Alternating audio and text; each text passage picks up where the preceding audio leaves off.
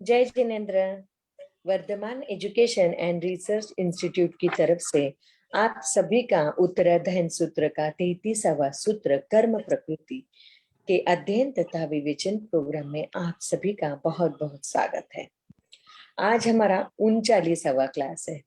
परम पूज्य प्रीति सुधा जी महाराज साहब की सुशिष्या स्वाध्याय प्रेमी पूज्य श्री संयम प्रीति जी महाराज साहब जी एवं सौ शकुंतला जी चोरडिया, इनके मुखारविंद से उत्तराध्ययन सूत्र की कड़ी चालू है और आप सभी जन बहुत ही अच्छी तरह से अध्ययन कर रहे हैं, इसलिए तहे दिल से आप सभी का बहुत बहुत स्वागत है। संयम प्रीति जी महाराज साहब जी, एक साथ मथेन वंदामी, भावपूर्वक मथेन वंदामी, श्रद्धा पूर्वक मथेन वंदामी।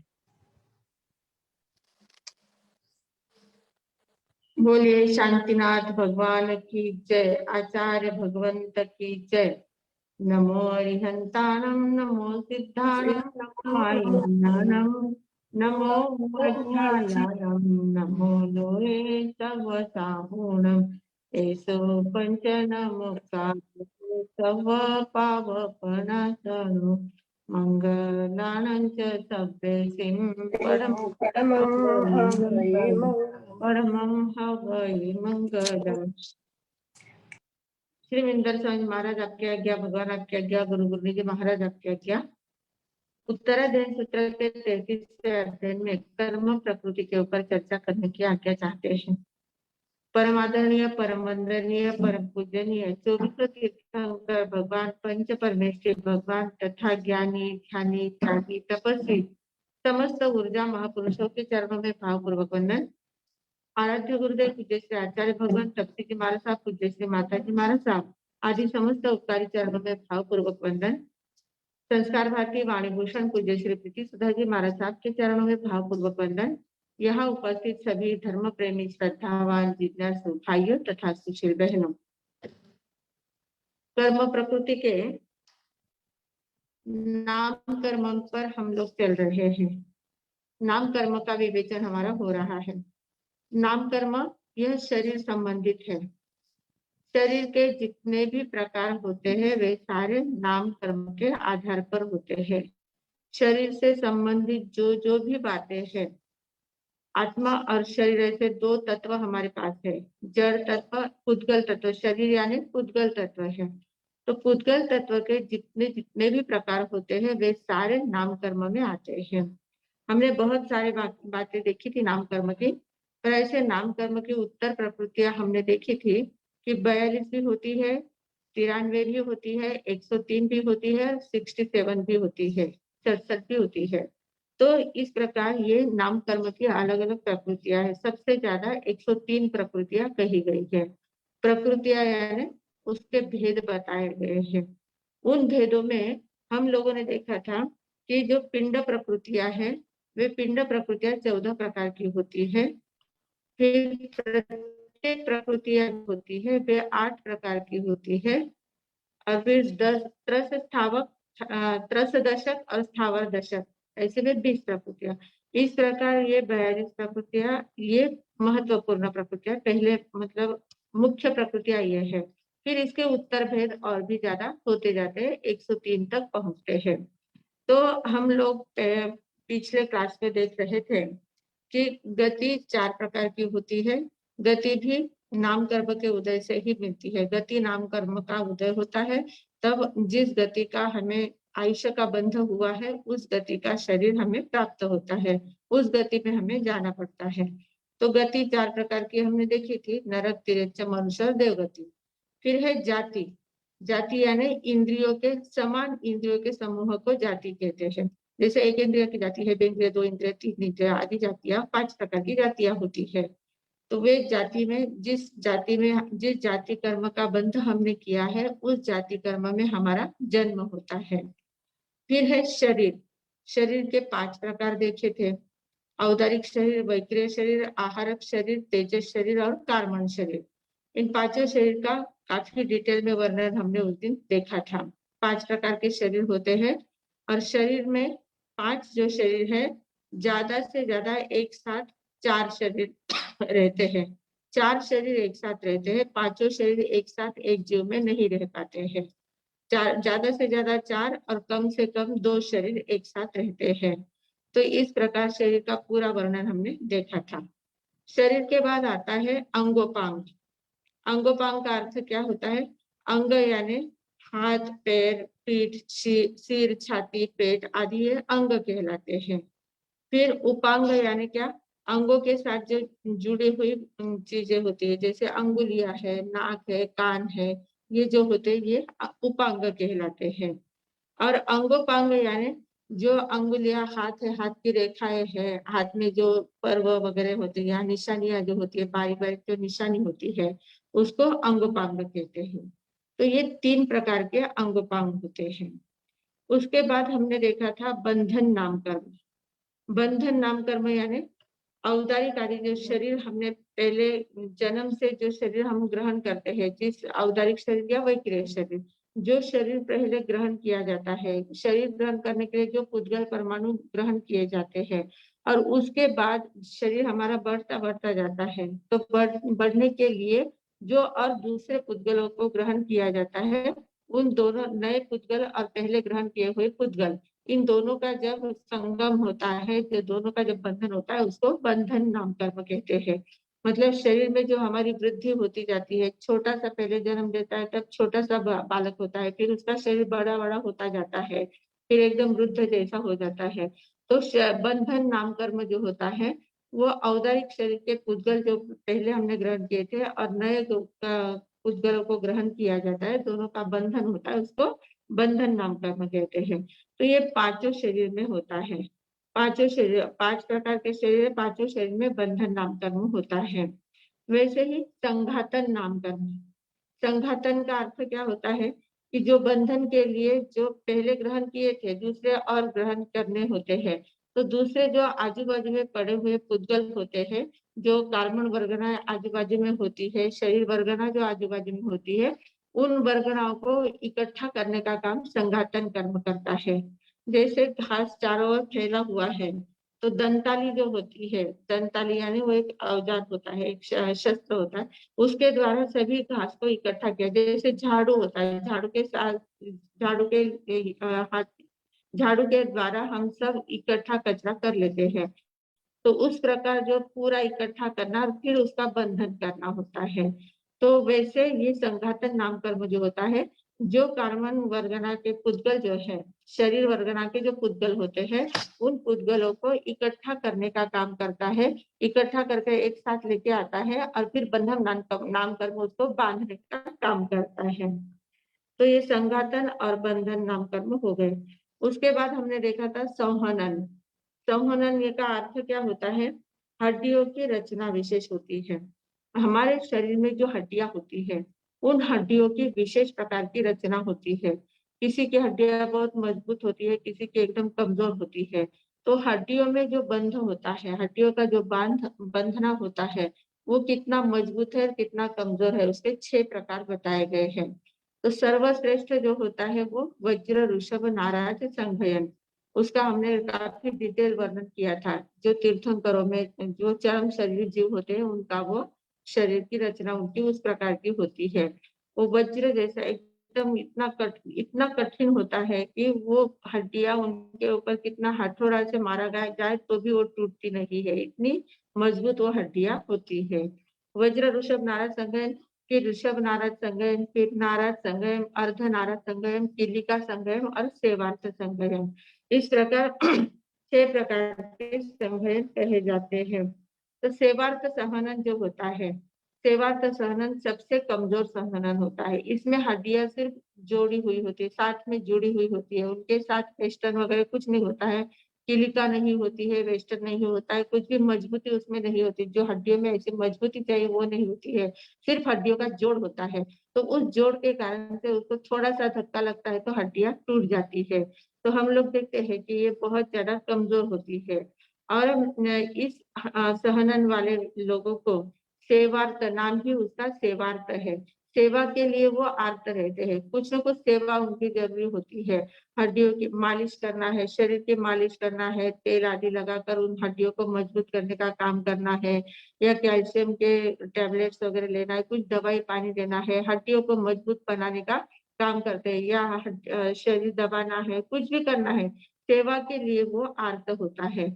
ये हम लोगों का अभी जो 5वें आर्य में जो मनुष्य शरीर है, उनका ये सेवार्थ सहनन है।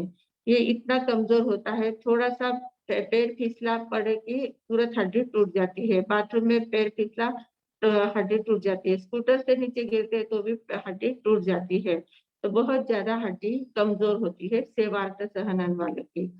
फिर उसके आगे है संहनन, संस्थान। संस्थान का अर्थ क्या होता है? संस्थान यानी हमारे शरीर की आकृति प्रकृति, जो शरीर की रचना होती है। संहनन हड्डियों की रचना होती है। संस्थान जो है पूरे शरीर का आकार जो होता है, पूरे शरीर के आकार की रचना जो होती है। शरीर शरीर के ढांचों में विविधता देखने में मिलती है। किसका एकदम सुंदर शरीर, व्यवस्थित सुडौल शरीर होता है, किसका एकदम बेडौल शरीर होता है। कोई किसी की हाइट बहुत ज्यादा होती है, किसी की हाइट बहुत कम होती है। किसी का नाभि के ऊपर का भाग बहुत ऊंचा होता है, बहुत अच्छा रहता है। नाभि के नीचे एकदम छोटे पैर होते हैं। किसी का नाभि के नीचे अच्छा रहता है, ऊपर का भाग एकदम बेडौल होता है। किसी का कुबड़ा निकला हुआ है, कोई एकदम छोटा, हाइट एकदम कम है। और किसी का हुंडक संस्थान यानी पूरे शरीर में कहीं पर भी प्रमाण भी नहीं है, प्रमाणोपेक्षता भी नहीं है और किसी प्रकार के अच्छे लक्षण भी नहीं होते हैं। ये शरीर के जो लक्षण होते हैं, उन लक्षणों के ऊपर आधारित ये 6 प्रकार के संवहनन कहे गए हैं।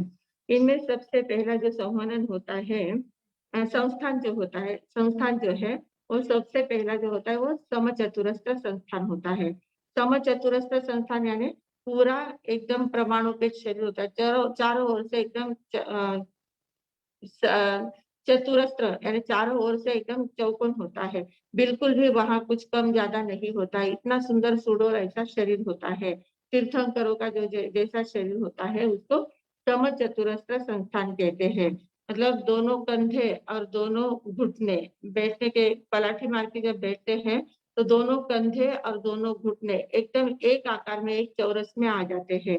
इस प्रकार उनके शरीर की रचना होती है, उसको समचतुरस्र संस्थान कहते हैं। फिर दूसरा होता है नेग्रोध परिमंडल संस्थान। नेग्रोध परिमंडल संस्थान में क्या होता है?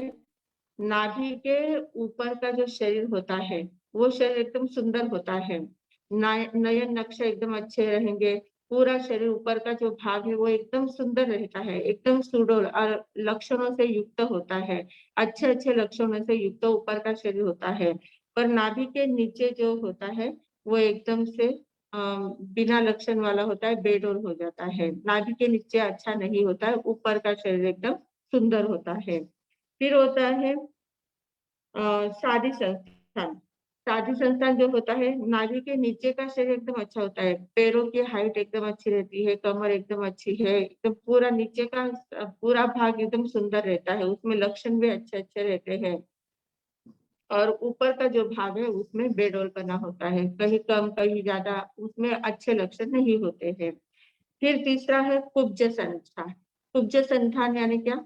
किसका कुबड़ा निकला हुआ है, किसी का पीठ के ऊपर कुबड़ा निकला है, किसी के छाती का कुबड़ निकलता है, कोई आगे भी बढ़ जाता है, किसी का पीछे बढ़ जाता है, कोई ऐसे टेढ़ा मेढ़ा शरीर हो जाता है, उसको कुब्ज संस्थान कहते हैं। फिर है वामन संस्थान। वामन संस्थान यानी बहुत ठिंगना शरीर, एकदम कम हाइट, 2 फीट की हाइट, 2.5 फीट की हाइट, एकदम छोटी सी हाइट। उम्र इतनी बढ़ जाती है पर हाइट एकदम कम होती है, उसको वामन संस्थान कहते हैं। और फिर है हुंडक संस्थान। हुंडक संस्थान यानी किसी प्रकार का प्रमाण शरीर में नहीं है, प्रमाणोपेक्षता बिल्कुल भी नहीं है, किसी प्रकार के अच्छे लक्षण नहीं होते हैं, कहीं भी टेढ़ा मेढ़ा कैसे की कैसे एकदम बेडौल शरीर होता है। किसी न रंग होता है, न रूप होता है, न आकार होता है, न प्रकार होता है, कुछ भी नहीं, सिर्फ शरीर है और उसमें सब टेढ़ा मेढ़ापन होता है। ऐसा जो शरीर होता है उसको हुंडक संस्थान कहते हैं। तो ये 6 प्रकार के संस्थान हमने उस दिन देखे थे। अब इसके आगे है वर्ण। 5 प्रकार के वर्ण होते हैं। ये हम लोग पहले पिंड प्रकृतियां देख रहे हैं। पिंड प्रकृतियों में 8 तक देख लिए थे, संस्थान तक हमने 8 प्रकृतियां देख ली थी। अब 9वीं प्रकृति है वर्ण। वर्ण यानी 5 प्रकार के वर्ण होते हैं। वर्ण यानी कलर। रंग जो होते हैं, काला, नीला, लाल, पीला, सफेद। काला, हरा, लाल, पीला, सफेद, ऐसे 5 प्रकार के वर्ण होते हैं जो हमारे फ्लैग में होते हैं। जैन फ्लैग में जो 5 रंग होते हैं वही वर्ण, वही 5 रंग इसमें होते हैं।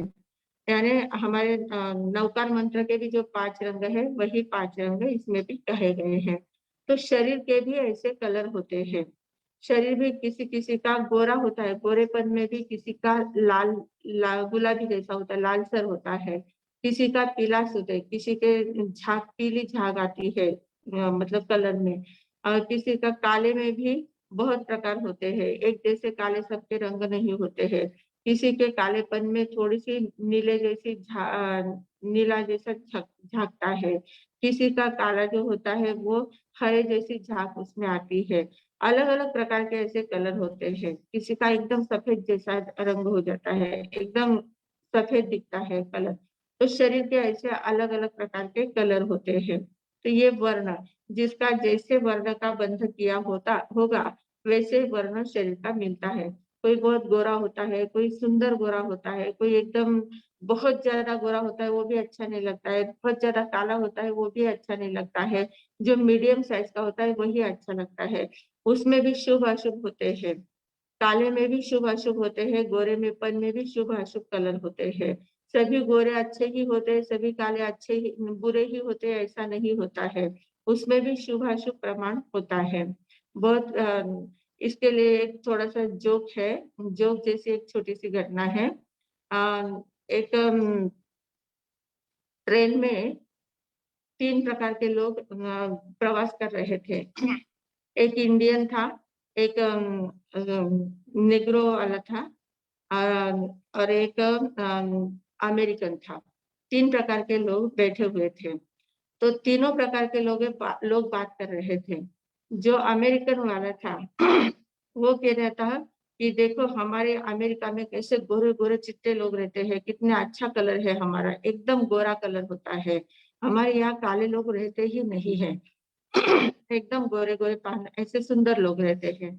तो निग्रो वाला जो था वो कहता था कि नहीं, हमें गोरा कलर अच्छा नहीं लगता है। हमारे यहाँ कैसे सब ऐसे काले काले लोग रहते हैं, इतना अच्छा लगता है। काला रंग एकदम हमारा चमकदार रंग होता है, काला रंग होता है, बहुत अच्छे होते हैं। इंडियन वाला जो था उसने कहा कि देखो अमेरिकन जो लोग हैं उनकी चमड़ी जो है ना वो कच्ची रोटी के समान है।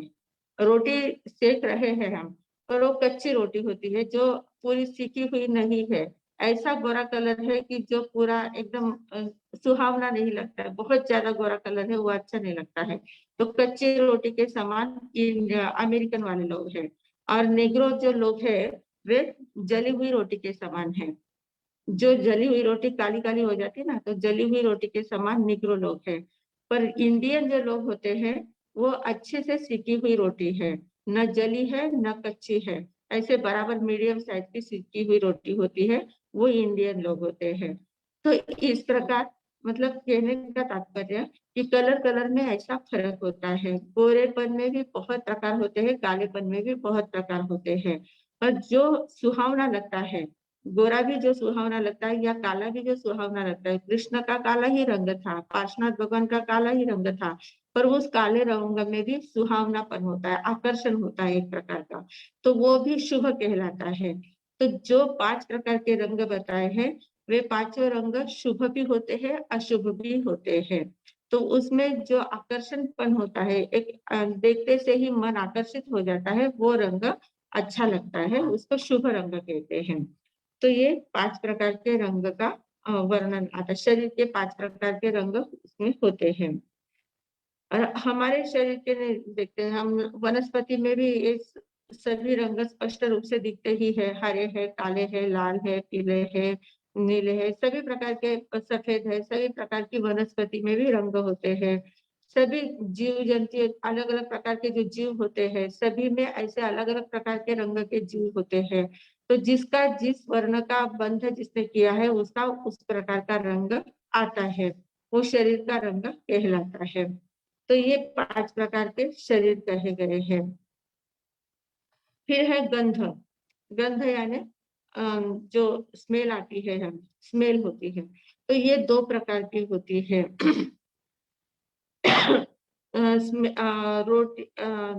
स्मेल 2 प्रकार की होती है।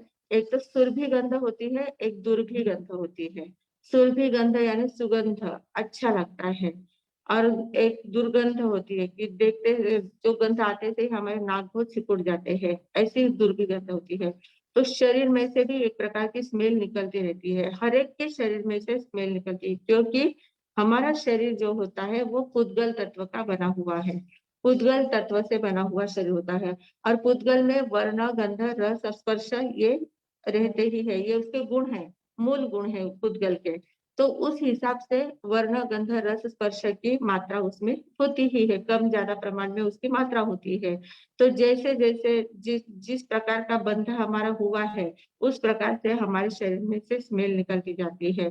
तो बहुत बार कोई व्यक्ति होते हैं ना, हम लोग क्या करते हैं, स्मेल अच्छा आने के लिए स्प्रे लगाते हैं, स्प्रे वो लगाते जाते हैं, तो उसके कारण से कोई दूर से आता है तो एकदम सुगंध सुगंध ऐसा वातावरण बन जाता है। पर बहुत ज्यादा स्प्रे मारने से भी शरीर की सुगंध नहीं आती, वो स्प्रे की सुगंध रहती है। शरीर में जो बदबू होती है वो तो रहती है, पसीने की बदबू होती है, या शरीर में से एक प्रकार की अलग अलग प्रकार की गंध निकलती रहती है। तो दुर्गंध भी निकलती है, सुगंध भी होती है। किसी किसी के शरीर में से एकदम से सुगंध, कुछ भी लगाया नहीं है, स्प्रे नहीं लगाया मारा है, कुछ भी नहीं किया हुआ है, कोई इत्र नहीं लगाया, कुछ भी नहीं लगाया है, पर फिर भी उनके शरीर में से सुगंध निकलती है। ऐसे तीर्थंकर वगैरह होते हैं, आचार्य वगैरह, ऐसे बड़े बड़े साधक लोग होते हैं, तो उनके शरीर में से सुगंध निकलती है, एक प्रकार की अच्छी स्मेल आती है, और उनके पास जब हम जाते हैं तो एकदम से मन प्रसन्न हो जाता है। उनका अस्तित्व ही इस प्रकार का होता है। और कोई कोई लोग होते हैं कि उनके इतनी बदबू होती है, उनके शरीर में से ऐसी दुर्गंध निकलती है कि दूर से ही आते हैं तो भी मन उनके पास जाने का, उनको उनके साथ बात करने का मन नहीं करता है। तो ये शरीर के सुगंध या दुर्गंध दोनों प्रकार के गंध होते हैं। वनस्पति में भी जितने ज्यादा से ज्यादा जो फ्लावर्स होते हैं, फूल होते हैं, वे सारे सुगंधित होते हैं। बहुत सारी ऐसी वनस्पति होती है कि उसकी दुर्गंध भी होती है। गंध में भी अलग अलग प्रकार के होते हैं, और सभी गंध सभी को अच्छे ही लगते हैं ऐसा नहीं है। कोई कोई बहुत ज्यादा तीव्र गंध होता है, तो सुगंध रहा तो भी तीव्रता अगर उसमें रही तो वो अच्छा नहीं लगता है। मीडियम साइज के गंध जो रहते हैं वो अच्छे लगते हैं। बहुत दुर्गंध में भी बहुत ज्यादा दुर्गंधी रही तो वो भी अच्छी नहीं लगती है। तो इस प्रकार गंध जो भी होते हैं वे पुद्गल का स्वभाव है, वर्ण, गंध, रस, स्पर्श, इसलिए वो गंध भी हमारे शरीर में से एक प्रकार से निकलती रहती है। फिर है रस। रस 5 प्रकार का होता है, तीखा, कड़वा, कषैला, खट्टा और मीठा, 5 प्रकार का रस होता है। तो शरीर में से रस भी टपकता है, जब हम बोलते हैं तो हमारे बोलने में भी रस टपकता है। किसी का बोला हुआ एकदम मीठा लगता है, किसी का बोला हुआ एकदम कड़वा लगता है। इस प्रकार कोई एकदम तीखे शब्दों का प्रयोग करता है, तो इस प्रकार का उसमें भी रस होता है, एक प्रकार का रस वो भी होता है। और ऐसे भी हमारे शरीर में से हमें ही अंदर में अलग प्रकार की रस निकलते, हमारे मुंह में, जुबान में अलग अलग जो लार होती है, लार में भी अलग अलग प्रकार के रस टपकते हैं। जो बहुत ज्यादा साधना करते हैं, साधक लोग जो होते हैं, तो उनके आंतरिक शब्द, रूप, रस, गंध, स्पर्श सभी अंतर से प्रकट होते जाते हैं। आंतरिक शब्द, रूप, रस, गंध की प्राप्ति उनको होती है, तो उनके अंतर में ऐसा रस टपकता है, इतना अमृत जैसा रस टपकता है। वो जब साधना करते हैं ना, तो वो रस इतना मीठा मीठा, उनका मुंह ऐसा मीठा मीठा ही होता रहता है।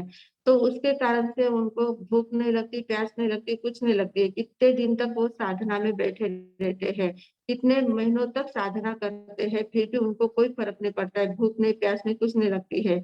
जैसे भगवान माहिर स्वामी की हमने देखी थी, कितनी बड़ी बड़ी साधनाएं उन्होंने की है। खड़े हो गए तो 4 महीने 6 महीने तक तो वो खड़े खड़े तो खड़े ही रहते हैं। तो इस प्रकार उनकी जो साधना थी, कितने कितने उपवास वो करते थे। पर उपवास करते थे, बाहर से हमें लगता है कि उन्होंने कुछ खाया पिया नहीं है, पर उनका अंतर का रस ऐसा टपकता है, अंतर में रस ऐसा झरता रहता है। तो उस रस के कारण से उनको भूख प्यास कुछ भी नहीं लगती है। ऐसे बहुत सारे साधक होते हैं, तो ये आंतरिक रस प्रकट होता है। तो वैसे बाह्य भी रस शरीर का एक प्रकार का रस होता है। 5 प्रकार के रस होते हैं, उसमें से किसी न किसी प्रकार का रस हमारे शरीर का होता रहता है। तो ये रस हुआ, रस 5 प्रकार के होते हैं। फिर है स्पर्श।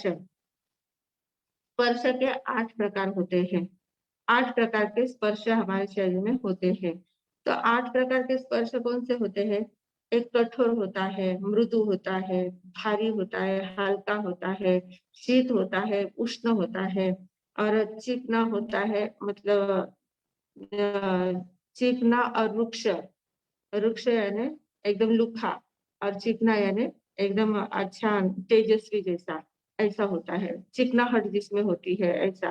तो ये 8 प्रकार के स्पर्श होते हैं और ये 8 स्पर्श हमारे शरीर में होते हैं। हमारे शरीर में 8 प्रकार के स्पर्श पाए जाते हैं।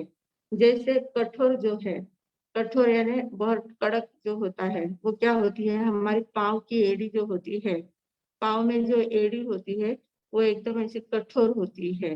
वो बहुत ज़्यादा मुलायम नहीं होती है। कितना भी मुलायम पैर हो, पर पाँव की एड़ी जो होती है, वो थोड़ी-सी कठोर ही होती है। तो पाँव की एड़ी कठोर होती है। और तालू जो होती है हमारी जीभ के ऊपर जो तलवा होता है, तालू अंदर की, वो इतना ज़्यादा मुलायम होते हैं। तालू एकदम मुलायम होती है, मृदु होती है। तो मुलायम तालू है, कठोर पाँव की एड़ी होती है। भारी यानी वजनदार। वजनदार क्या होता है हमारे शरीर में? हड्डी। हड्डी भारी होती है। हड्डी का बहुत ज्यादा वजन होता है। और हल्का क्या होता है?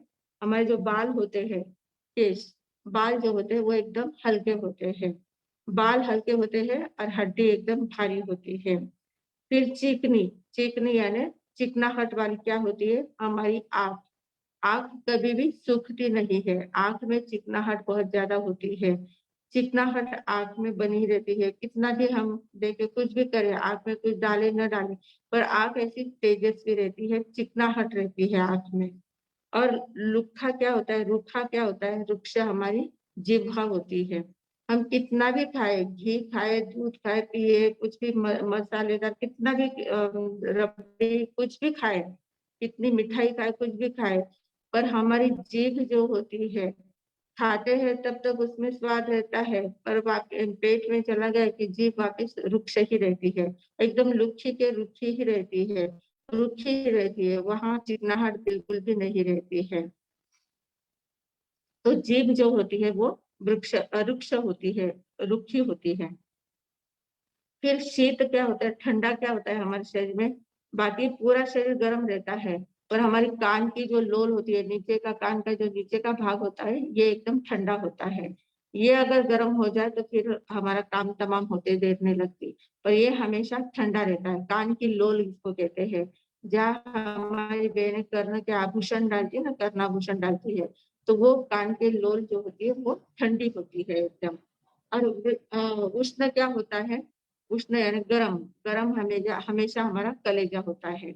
हृदय जो होता है, कलेजा जो होता है, वो हमेशा गर्म होना चाहिए। कलेजा अगर ठंडा पड़ गया तो फिर राम नाम सत हो जाता है, फिर हमारी यात्रा पूरी हो जाती है। तो ये 8 चीजें जो होती है, ये 8 प्रकार के स्पर्श हमारे शरीर में होते हैं। तो इस प्रकार के 8 प्रकार के स्पर्श होते हैं शरीर के। जो जो भी स्पर्श हम महसूस करते हैं, वो 8 प्रकार के होते हैं। वो 8 प्रकार के स्पर्श हमारे शरीर में बताए गए हैं। तो इस प्रकार 12 भेद हमने पिंड प्रकृतियों के देख लिए हैं और पिंड प्रकृति के ऐसे 14 भेद हैं। तो 14 में अब 13वां जो भेद है, 13वां भेद है अनुपूर्वी।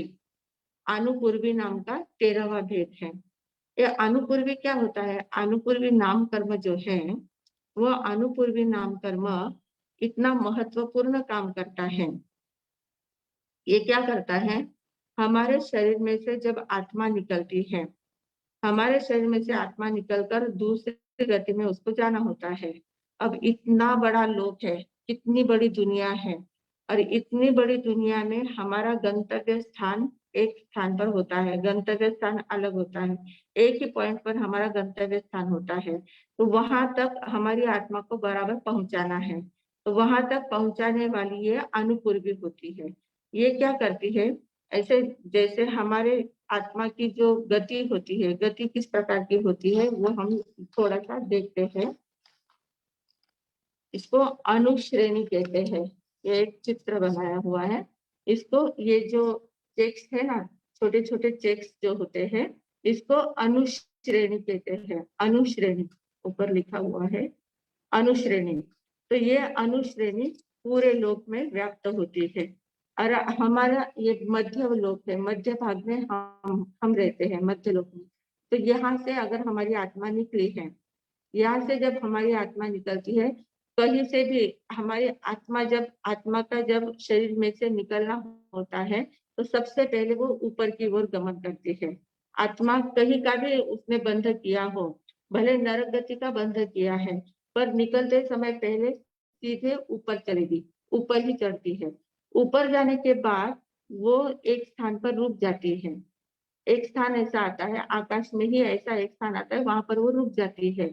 फिर उसको कहाँ जाना है वो मोड़ लेना पड़ता है, एक मोड़ लेना पड़ता है। यहाँ से निकली है, ऊपर गई, यहाँ से फिर इसको मोड़ लेना है। तो ये जो स्थान होता है जहाँ वो रुक जाती है, वहाँ ये अनुपूर्वी नाम का कर्म होता है। अनुपूर्वी ये यहाँ पर उपस्थित होती है। जैसे पुलिस, ट्रैफिक वाले पुलिस होते हैं ना, ट्रैफिक पुलिस होते हैं, तो वो क्या करते हैं, हमें रास्ता बराबर बताते हैं। बराबर मोड़ के जगह पर वे खड़े रहते हैं और हमें बराबर रास्ता दिखाते हैं, रास्ता दिखाने का काम करते हैं। तो वैसे ये अनुपूर्वी नाम कर्म जो होता है, वो आत्मा को ऐसे मोड़ पर बराबर खड़े होकर वो रास्ता बताता है कि अब आपको यहाँ से यहाँ जाना है। तो ये ऐसा सीधा एक मोड़ ले लेते हैं। यहाँ जाने के बाद यहाँ भी अगर उसका स्थान नहीं है, उसके जन्म का स्थान यहाँ पर नहीं है, तो वो नीचे आएगा, वापिस दूसरा मोड़ लेगा, नीचे आएगा। नीचे आने के बाद जैसे नरक में जाना है, तो नरक में जिस स्थान पर जाना है वहां पर आके वो रुक जाता है। तो मतलब आत्मा को दो मोड़ तो कम से कम लेने ही पड़ते हैं। आत्मा को ऐसे दो, एक या तीन मोड़ तक लिया जाता है। जैसे यहाँ से निकले हैं, ऊपर चले हैं, ऊपर से यहाँ गए, यहाँ कहीं उनका स्थान होगा तो वहां जन्म ले लेंगे। अगर वहां स्थान नहीं है तो वापस नीचे आएंगे। नीचे अगर मनुष्य गति या तिरंज गति में वापिस जाना है, तो जहाँ जाना है वहां वो पहुंच जाती है। अगर उस स्थान पर भी उसका अपना स्थान, गंतव्य स्थान नहीं रहा, तो वहां से वापस तीसरा मोड़ लेती है। वापस तीसरा मोड़ लेकर तीसरे मोड़ में वो अपने गंतव्य स्थान पर पहुंच ही जाती है। तो ये अनुश्रेणी के अनुसार ही चलता है, ऐसा टेढ़ा मेढ़ा नहीं जाती है आत्मा, ऐसे यहाँ से निकली यहाँ गई, ऐसा नहीं होता है। यहाँ से सीधा पहले ऊपर जाएगी, ऊपर से यहाँ एक मोड़ लेगी, वहां से नीचे का दूसरा मोड़ लेगी, वापस तीसरा मोड़ लेकर अपने स्थान पर पहुंच जाएगी। तो ये तीन मोड़ लेने वाली आत्मा होती है। तो ये तीनों स्थान पर जहां मोड़ लिया जाता है, वहां पर यह अनुपूर्वी नाम कर्म काम करता है। और ये अनुपूर्वी पुलिस के समान वो बराबर कहीं इधर उधर भटकने नहीं देती है। अब इतनी सारी अनुश्रेणी है, इतने सारे चेक्स है, बहुत सारे चेक्स है, तो वहां कहीं इधर उधर नहीं अटकने देती है। वो यहाँ से निकली यहाँ, यहाँ से यहाँ, यहाँ से यहाँ, बराबर अपने स्थान पर पहुंचा देगी। वो कहीं पर भी भटकाती नहीं है।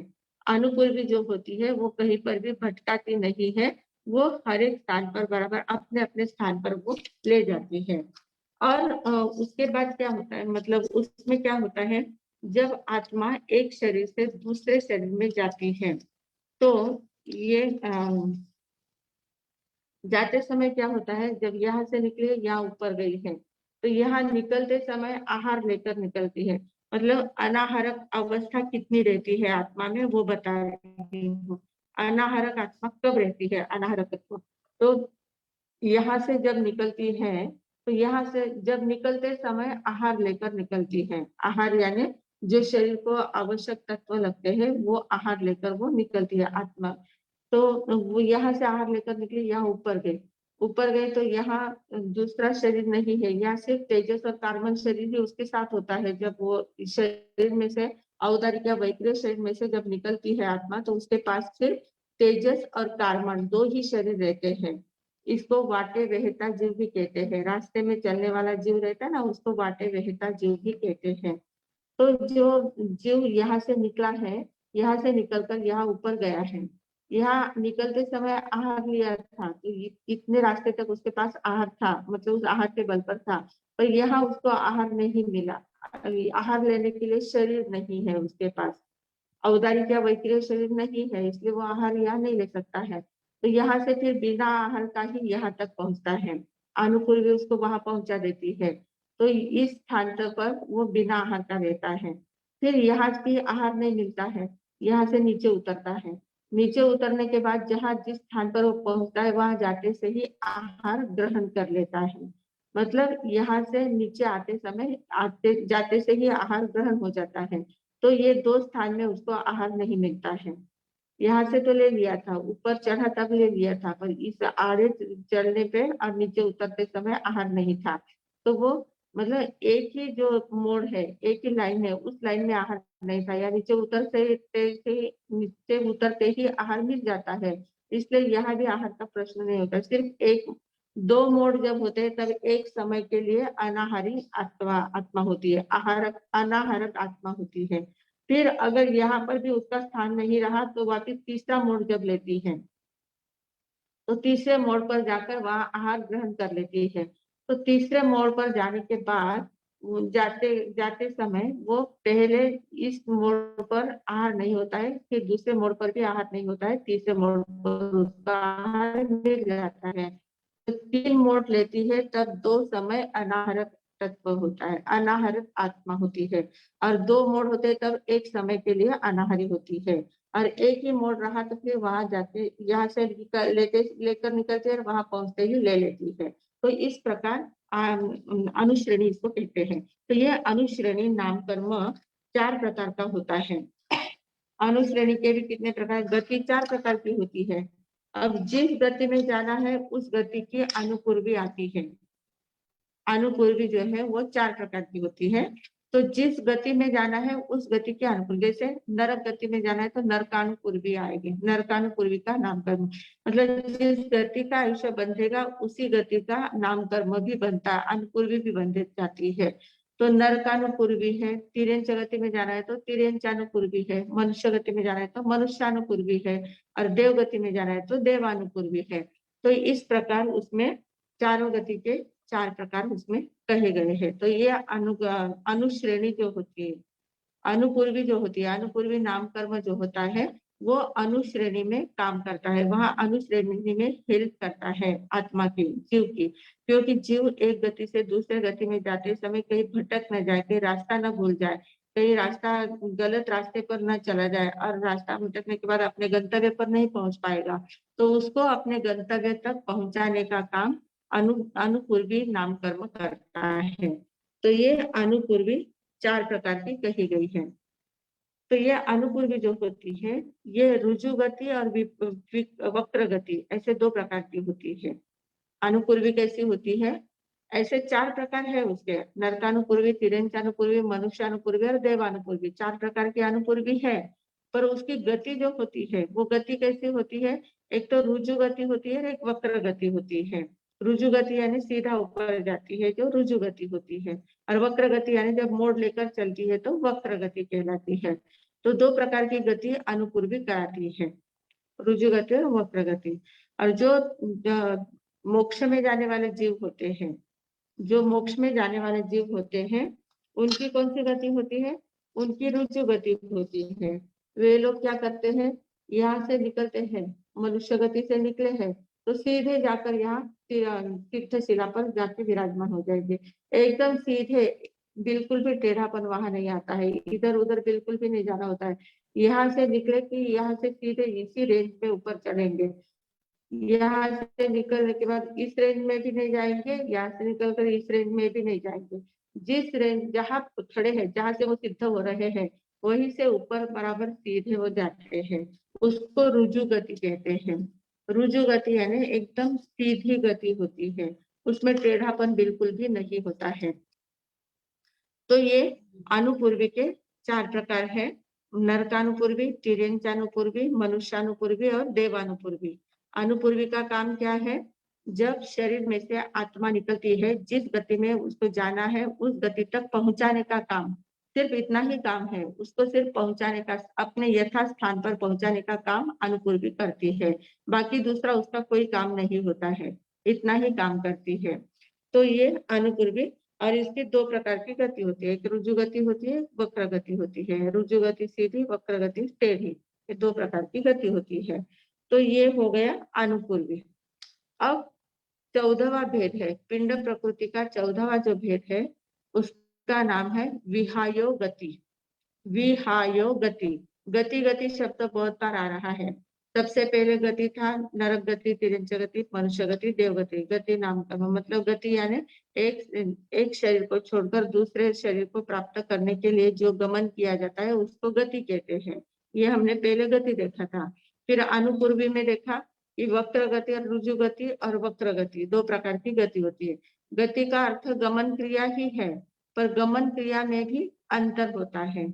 एक आत्मा की सीधी आत्मा को एक शरीर को छोड़कर दूसरे शरीर में जाना है, एक गति को छोड़कर एक स्थान को छोड़कर दूसरे स्थान में जाना है, उसको एक गति कहा जाता है।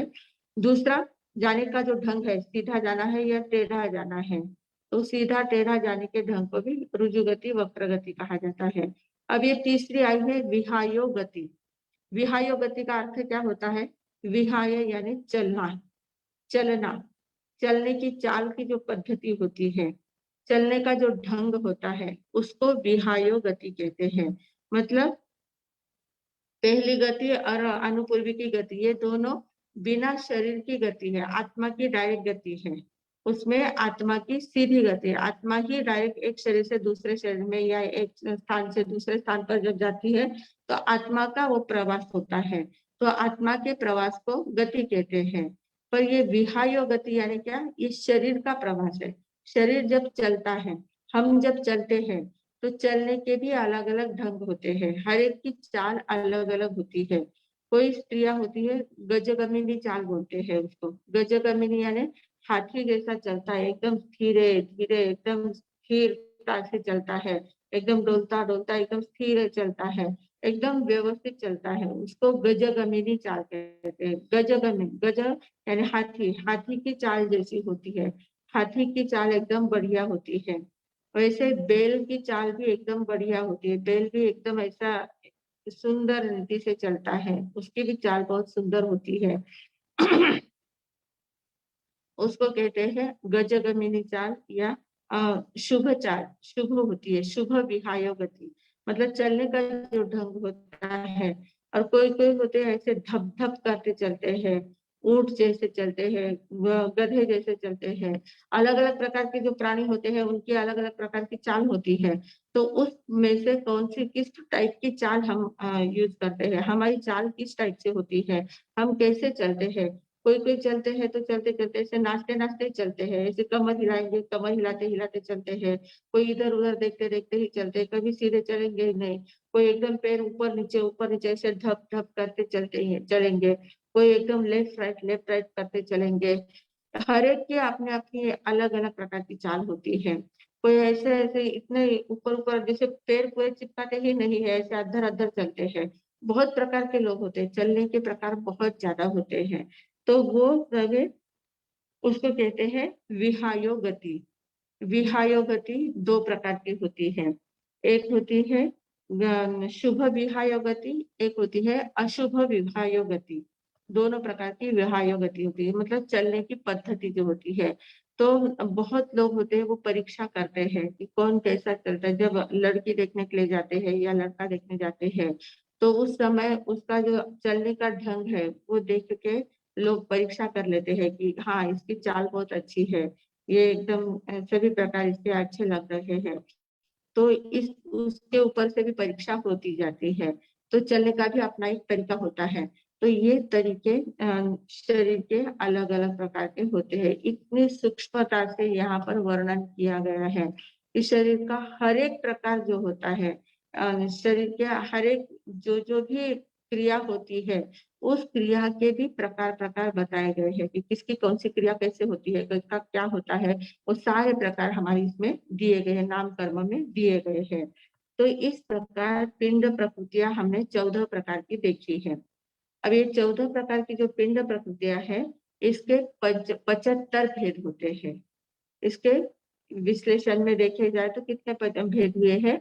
75 भेद है। और उन 75 भेदों का वर्णन हमने सुन लिया है, देख लिया है। तो सिर्फ अब एक बार उसका रिपीट करते हैं कि किसके कितने भेद है, कैसे 75 होते हैं। तो गति के 4 भेद, फिर जाति के 5, ऐसे 14 भेद हो गए। फिर अंगोपांग के 3 भेद होते हैं, बंधन के 5 भेद, संघातन के 5 भेद होते हैं, संहनन के 6 भेद, संस्थान के 6 भेद, वर्ण के 10 भेद, गंध के 2 भेद, रस के 5 भेद, स्पर्श के 8 भेद, अनुपूर्वी के 4 भेद और विहायो गति के 2 भेद। ये कुल मिलाकर 65 होते हैं, 65 होते हैं।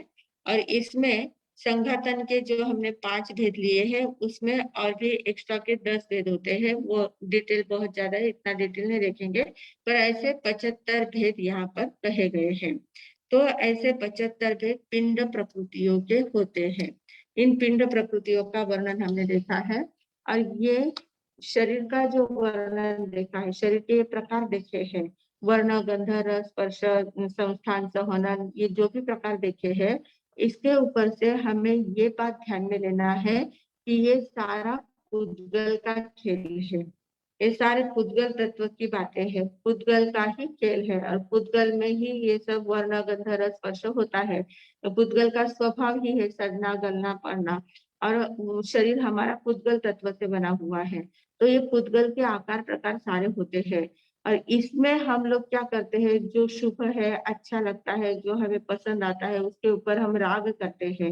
और जो अच्छा नहीं लगता है, जो अशुभ है, जो जिसके ऊपर हम तिरस्कार करते हैं, द्वेष करते हैं, तो ये राग द्वेष की भावना हमारी इसके ऊपर से बढ़ती जाती है। अच्छा लगा कि तुरंत राग कर लिया, बुरा लगा कि तुरंत द्वेष कर लिया। तो ये राग द्वेष करके हम क्या करते हैं, इसके ऊपर राग द्वेष करके नए कर्मों का बंध करते जाते हैं, कर्मों का बंध करते जाते हैं। ये अच्छा लगा, ये बुरा लगा, ये बहुत गंदा है, ये अच्छा है, मतलब उसमें राग द्वेष हर एक बात में राग द्वेष करते जाते हैं, और राग द्वेष के कारण से कर्म बंध करते जाते हैं।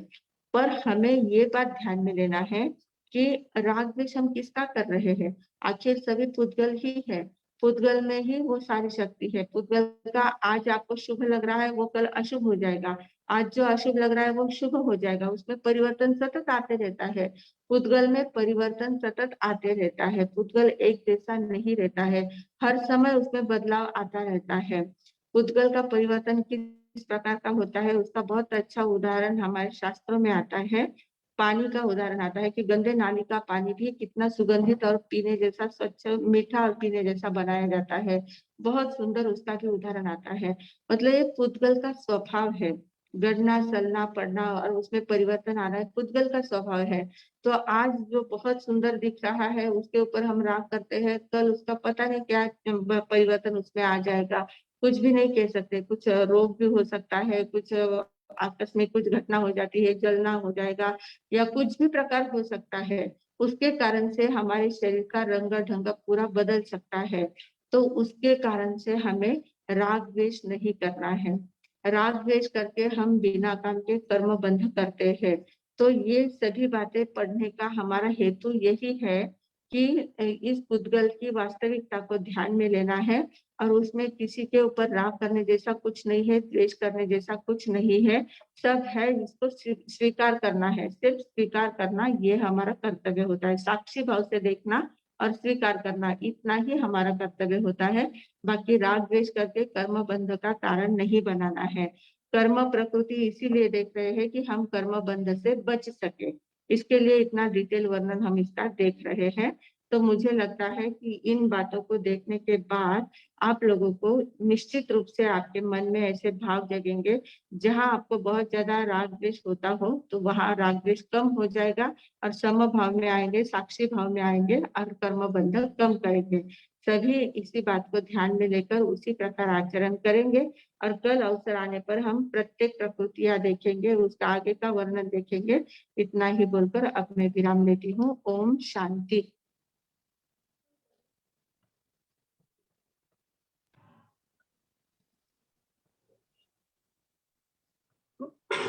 मठानंदन मठ हाँ,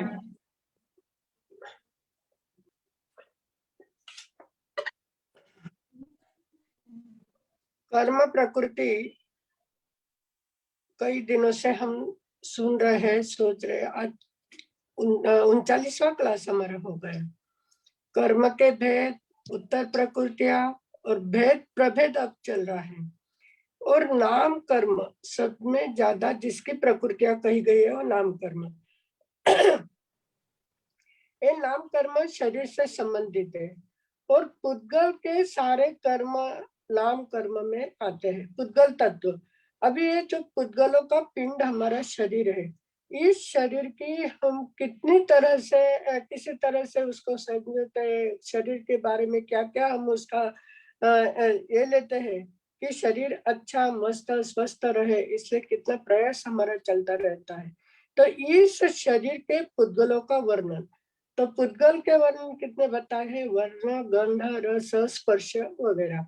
अभी ये जो प्रकृतियां है नाम कर्म की, तो पिंड प्रकृतियां है वो 14 प्रकार की है। प्रत्येक प्रकृतियां 8 प्रकार की, त्रश स्थावर दशक और त्रस दशक, ऐसे कुल मिलाकर मेन 42 प्रकृतियों का वर्णन है।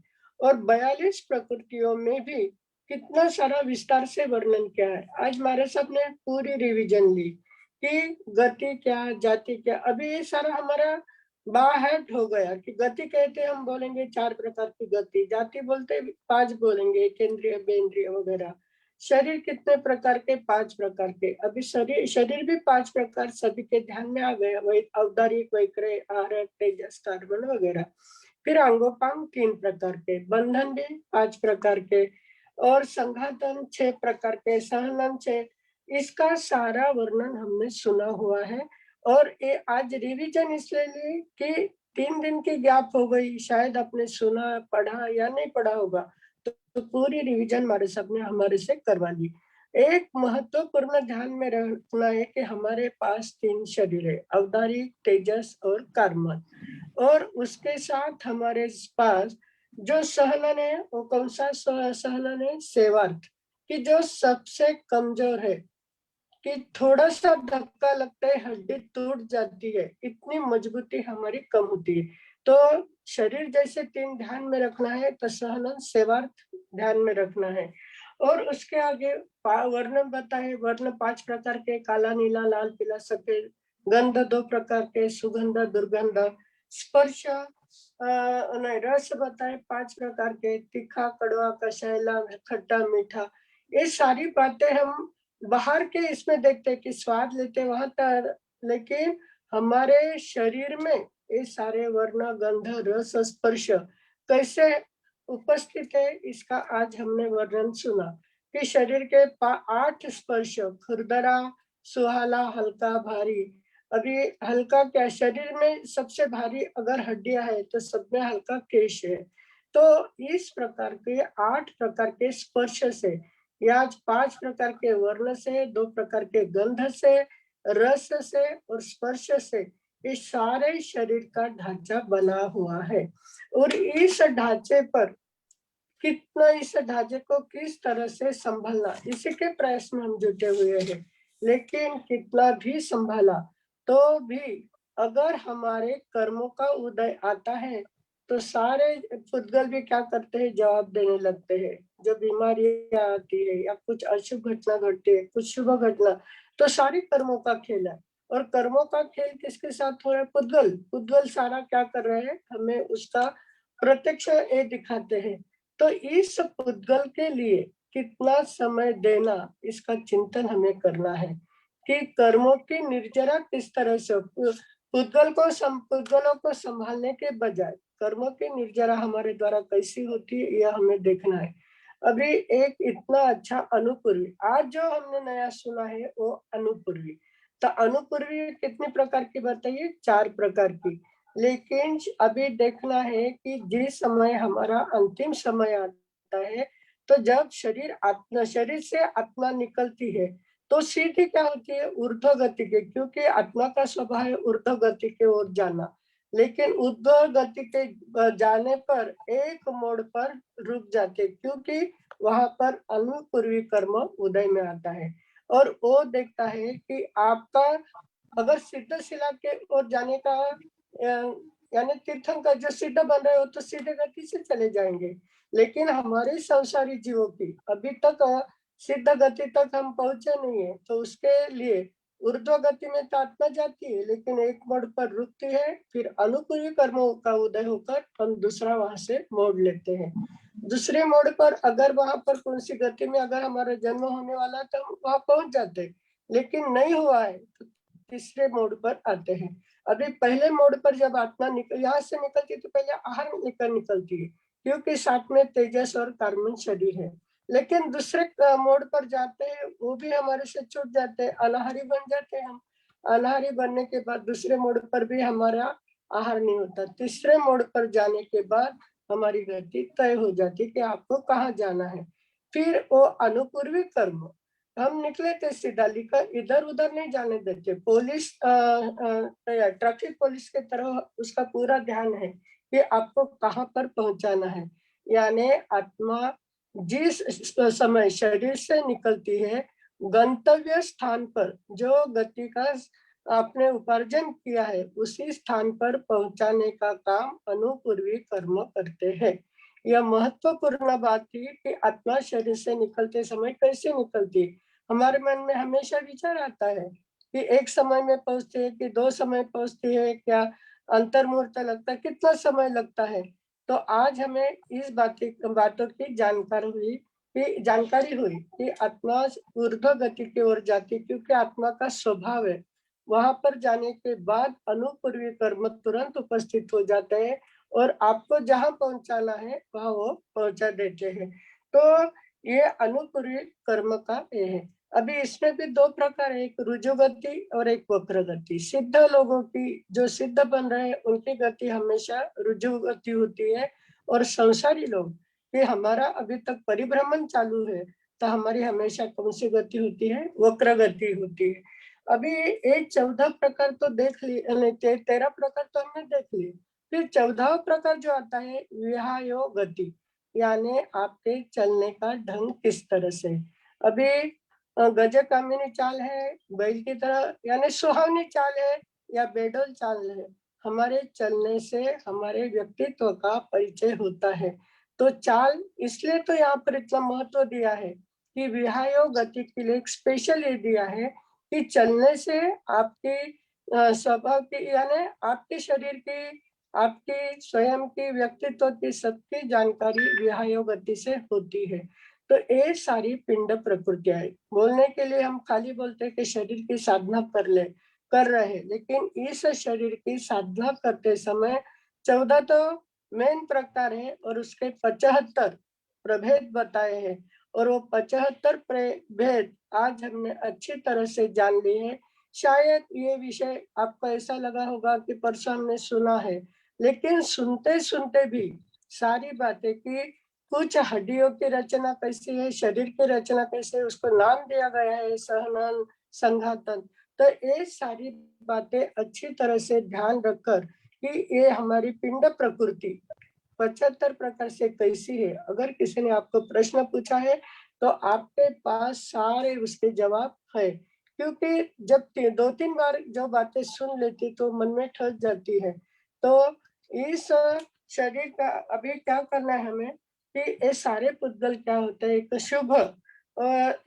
शुभ गति और एक अशुभ गति होती है। तो हम शुभ अशुभ में क्या कर लेते हैं, राग द्वेष करते हैं। अभी बाकी कुछ नहीं, लेकिन राग द्वेष के कारण ही हमारे कर्म का बंध होता है। तो इस कर्म के बंध से मुक्त होने के लिए राग द्वेष से परे होना पड़ेगा, तभी हम जाकर ऊर्ध्व गति की ओर गमन करेंगे। इसी मंगल भावना के साथ मैं विराम लेती हूँ। धन्यवाद मासी जी।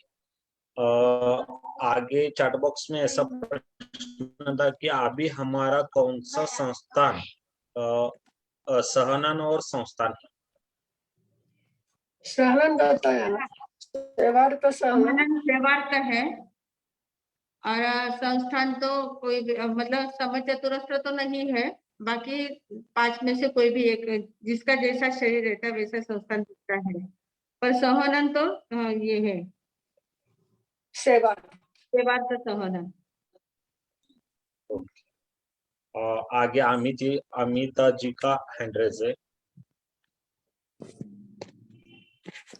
मथेड़ वंदामी, हाँ जी। मुझे बंधन के बारे में एक डाउट पूछना था। जैसे बंधन में बताया ना, जैसे औदारिक तेजस बंधन, औदारिक कार्बन बंधन, फिर एक लास्ट होता है औदारिक तेजस कार्बन बंधन। तो जब हमने औदारिक पुद्गलों का तेजस पुद्गलों से ले लिया, औदारिक का कार्बन पुद्गलों से बंधन ले लिया, तो फिर लास्ट वाला औदारिक तेजस बंधन, इनमें क्या डिफरेंस रहेगा महाराज साहब? औदारिक मतलब जो बंधन होते हैं ना, वो अलग अलग प्रकार के बताए हैं। तो औदारिक तेजस कार्बन बंधन, तीनों बंधन एक साथ कहे गए हैं। मतलब औदारिक शरीर है, तेजस और कार्बन शरीर है, तो तीनों का बंधन एक साथ जब होता है तो औदारिक तेजस कार्बन बंधन कहा गया है। एक स्पेशल अलग अलग भी होता है, औदारिक कार्बन बंधन, औदारिक तेजस बंधन और औदारिक तेजस कार्बन बंधन। दोनों का अलग अलग भी होता है, एक साथ में भी होता है। जैसे अब औदारिक शरीर है, औदारिक शरीर में तेजस जब हमारा तेज बढ़ता जाता है तो तेजस्वीता बढ़ी है, तो औदारिक तेजस बंधन बढ़ गया है। और औदारिक तेजस कार्बन शरीर है, तो तेजस शरीर तो बड़ा है पर साथ में कर्म भी बहुत ज्यादा बंध रहे हैं। कर्म बंधों का भी उदय ज्यादा, कर्म बंध भी ज्यादा हो रहे हैं। तो कर्म तेजस भी बढ़ रहा है, साथ में कर्म भी बन रहे हैं, औदारिक शरीर के भी उद्गम बढ़ रहे हैं। तो तीनों का बंधन एक साथ बढ़ रहा है, तो वो तीनों का एक साथ भी होता है, तीनों का अलग अलग भी होता है। ऐसे थोड़ा क्लास चालू है प्रकार बताए हैं अलग अलग। 5 मिनट 5 कर दो। पर मतिवंदामी, जैसे ना अपन औदारिक, जैसे औदारिक अभी शरीर है, तो औदारिक तेजस और कार्बन, ये तीनों तो अपन पुद्गल रेगुलर ही लेते रहते हैं ना, मतलब एक तरीके से नॉन स्टॉप। ऐसे ऐसे रेगुलर लेते हैं, पर कभी तेजस का ज्यादा लिया जाता है, कभी कार्बन का ज्यादा लिया जाता है, कभी ज्यादा लिया जाता है, कभी दोनों का नहीं भी लिया जाता है। मतलब कम, बहुत कम लिया जाता है, तो उसमें कम ज्यादा प्रमाण होता रहता है ना, तो उस हिसाब से किया है। देख, अच्छा, सेकंड क्वेश्चन ये था मतिवंदामी की, जैसे विग्रह गति, मतलब ये अनुपूर्वी में हमारी जैसे औदारिक शरीर, जैसे अभी हमारी आत्मा यहाँ से निकल के गई, तो अगर सीधी गति करनी है, मतलब उसी में आगे जाकर के, ऊपर जाकर के उसी पॉइंट पे थोड़ी उसमें उत्पन्न होना है, तो भी उसको विग्रह गति मानेंगे, मतलब विग्रह गति मानेंगे, हाँ, अनुपूर्वी नामकरण का क्योंकि रहेगा? हाँ, उसका स्थान क्योंकि ऐसा रहता है कि पहले तो ऊर्ध्व गति में ही जाती है। कोई भी आत्मा शरीर में से जब निकलती है, तेजस कार्बन शरीर तो साथ में रहते हैं, पर औदारिक या वैसे स्थूल शरीर जब छूट जाता है, तब आत्मा पहले ऊर्ध्व गमन करती है, ऊपर ही उठती है। और ऊपर जाने के बाद उसको जहां जाना है वहां पर वो मोड़ लेती है। तो मोड़ उसमें आता ही है। संसारी आत्मा जब परिभ्रमण करती है, 4 गतियों में जाती है, तो उसको मोड़ अवश्य लेना पड़ता है। पर सिर्फ सिद्ध गति की जो आत्मा होती है, सिद्ध गति में जाने वाली आत्मा होती है, वो सीधा एक ही मतलब सीधे ऊर्ध्व गति में चले जाते हैं। तो उसमें संसार जितनी भी आत्माएं हैं, जहां भी जाना है उनको मोड़ लेना ही पड़ता है। अगर जैसे किसी जीव को अपने ऊपर वाली प्रतल पे अगर उत्पन्न होना है, तो भी उसका मोड़ मानेंगे मतिवंदामी? तो भी मोड़ लेना पड़ता है। पहले आकाश में ऊपर जाते हैं, और ऊपर में भी जैसे आपने देखो,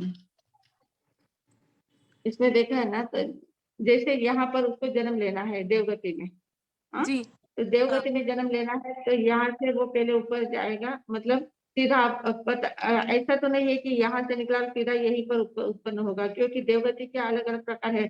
कौन सा देवलोक कहाँ है, कौन सा देवलोक कहाँ है, और हम कहाँ है।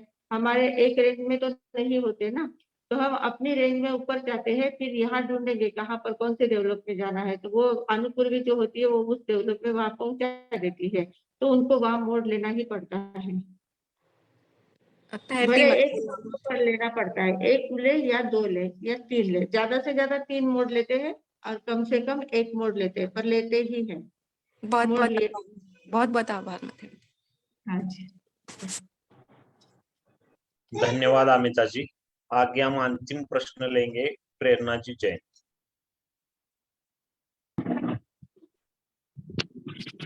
मतिवंदामी महाराज साहब। हाँ जी, दया पालो, हाँ बोलो। हाँ। उस दिन महाराज साहब वो बोलते कि आहारक शरीर 2 या 3 बार ही बना सकते हैं। हाँ, नहीं, एक मैं या दो समय तक अनाहरक रहता है, एक समय या दो समय तक अनाहरक रहते हैं। हाँ नहीं, अभी वाला नहीं, तुम कह अच्छा, रहे थे ना पहले आहारक वाला। शरीर, आहारक आहारक शरीर, शरीर, तो मैं हाँ, पढ़ी थी एक या दो बार ही संपूर्ण, बनाते हैं, ज्यादा नहीं। पर पहले मैं इसको मैं पढ़ी हूँ कि संपूर्ण संसार के जितने भी काल रहते हैं, मतलब जितने भी हाँ जीव जब तक सिद्ध गति को प्राप्त नहीं हुए, संसार में रहने वाला जीव उत्कृष्ट 4 बार आहारक शरीर बना सकता है। हाँ, बराबर, बना बराबर सकता ना? है, पर एक ही गति में 4 बार नहीं बनाएगा, नहीं, एक गति मतलब में नहीं, अब पूरी संसार अवस्था में, पूरी हाँ, संसार संसार अवस्था में, में, जब तक बराबर संसार में है तब तक, है ना। बराबर, और हाँ वो मेघरथ राजा वाला वर्णन था कि हाँ कबूतर तो देव था ना, उसको तो हाँ भव स्वभाव से वैकरी शरीर था, तो वो तो कितने बार भी वैकरी शरीर बना सकता हाँ, है वैक्रे ना। शरीर वाले कितनी बार भी बना सकेंगे, पर हाँ अब शरीर वाले अगर वैक्रे बनाते हैं, वैक्रे लब्धि का उपयोग करना है, तो वो हाँ दो दो एक या दो बार करते एक भाव में, हाँ, या सभी भाव में 4 बार कर सकते हैं। नहीं, सभी भाव का मिला के 2 या 3 बार, या एक भाव में 2 या 3 बार। एक भाव में 2 या 3 बार। हाँ, एक भाव में 2 या 3 बार, क्योंकि वैकरी लब्धि तो हम ऐसे अनंत बार प्राप्त हाँ कर सकते हैं, ऐसे देखा हाँ, जाए तो।